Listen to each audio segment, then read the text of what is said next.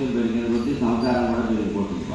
ఇవన్నీ ఎక్కడ దాచుకోవాల్సి ఇంట్లో వస్తువులు పెరిగిన కొద్దీ బీరువాలు పెరగాలి, బీరువాలు పెరిగిన కొద్దీ ఇల్లు కూడా పెరగాలి, ఇల్లు పెరిగిన కొద్దీ రకరకాల దురాలోచనలు వస్తాయి.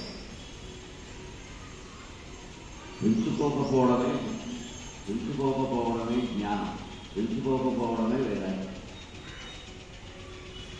ఎంత తగ్గించుకుంటే అంత మంచిది, ఎన్ని వదిలించుకుంటే అంత మంచిది.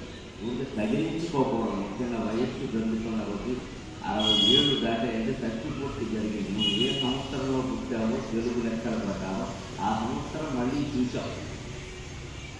60 ఏళ్ళకు కూడా ఆధ్యాత్మిక జ్ఞానం మనిషికి రాలేదు అంటే ఇంకో 2 జన్మలు ఇచ్చినా రాదు.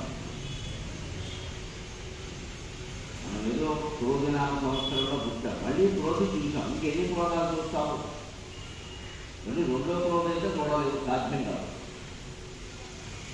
అంటే అప్పటికి మనం ఏం చేయాలంటే తగ్గించుకోవాలి, తెలుసుకోవాలి. ఎక్కడ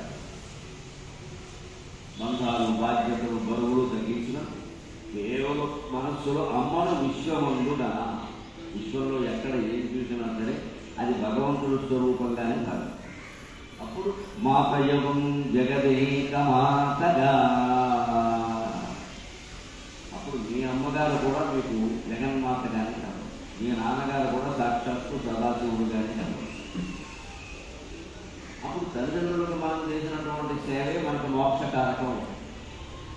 ధర్మవ్యాసుడు ఆరకకాలని సమస్త జ్ఞానాన్ని పొందాడు. వృద్ధోపదేవ యా విజ్ఞానం అంటారు భారతంలో, యక్ష ప్రశ్నలో వస్తున్నాం.